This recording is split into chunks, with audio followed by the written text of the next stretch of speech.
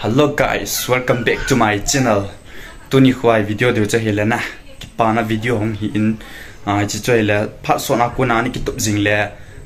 cho ding an ki bujing wireless wifi chana. Wireless wifi chu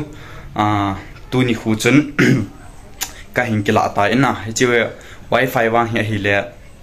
farsian wang cha hi ta pon hi song le farsian ti ding ai na la yana ka uti khan hena kila ama hin ni khan chi nai lo hina aman na ting hello phana chu kai koma hi in le pisona kin aman 3500 na kila chu kin 3000 mana ip hita ina je achu ke pana sala chu che unboxing video hi to a fix hodna pe sana ka hin ding hi in thanun tan video he pana pan achai chan ke na vikin hotena je hita in wifi kala chana so hita ina kathila o chu hi ta na silanga pa hele masanga online kanal apa china kai geldana chu chi wireless wifi pa he laya chi lai kha ho ta ki su twa chele recharge ki thun lai thajing da kan gel hinna hinla hi chu hi point chi ta bonga he box so yong tam ta ngai ding hi phana chana chi box la khat sang sa bui pi sang chu ka tia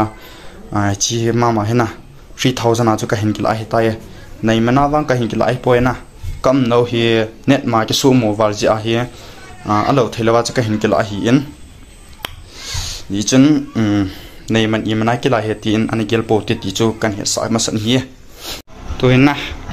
fitting o cha chi lai ta fixing na ken ka fix thelo hi in ya chi ka o ti khan hi ka hin king an sia ma en fix te he chi ta na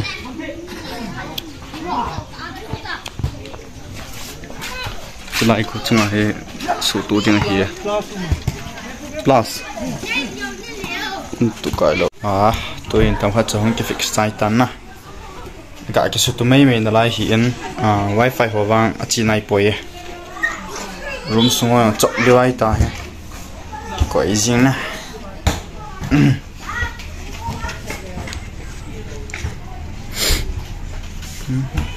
hello guys tôi hiện wifi trong cái tu site ta na wifi ka tuna chet nan ho kan bola le video song de bon kan kap man point na ani ge timotin lai jang ka ga ki su khen na wifi tuna thi jang ka ga kan le an le jing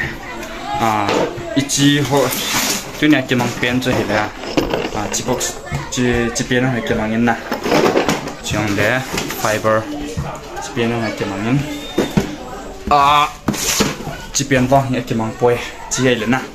TV ho to su to ding TV ho vet na thei hi bo na cha chu TV ang am do ya chu chi TV nam pha pa da chi su to ding hi mai tai chi he tai na wifi chu ya chi Amazon online ka order pa chu hin chang nang ki mang jin an tin la cha main router pa chu na wifi chu hi tai in wifi fitting kali kara ho jong ki chai tai na guys to here vet na hin ideo heta ichana mbps so ha nei arian soi ha nam tiu so computer line vet laptop mai hin vet deu heta na che red light pin la na chi pian he green light ke pi pha bo le ke mang the hi cha phan na lai na green light ke pi pha bo le ke mang the hi chilaya chi pang hena ka ga su tu mai mai hi chỗ họ cái chiều na thì cần cả số chia Zio fiber hi a price na 3500 hi in kui tabang hi chi Zio fiber hi rau cho hena wireless wifi hi a dai nam wa hi le contact number la ya hena la screen ang ki piting hi in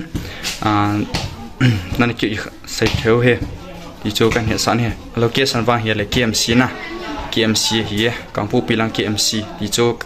a chei na dingai video in sim hoi tin na to he wifi chuk vet hana ka ne hoite 6 laptop mo jong hena a lui war phana line hoi ke kai gom hi tai ang ko phe phen na line na tham khat cham khat ne sai khat nai loi he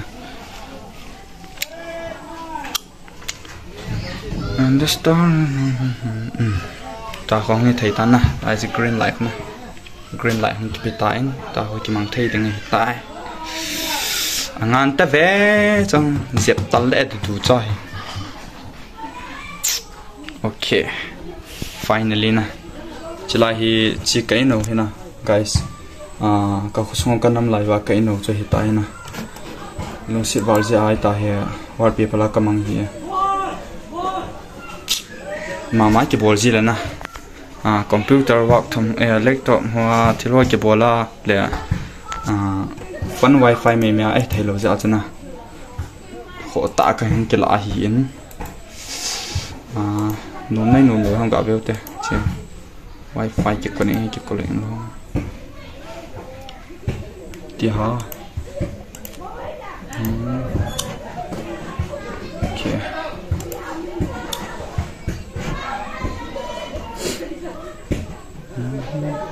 ta na so mo chang so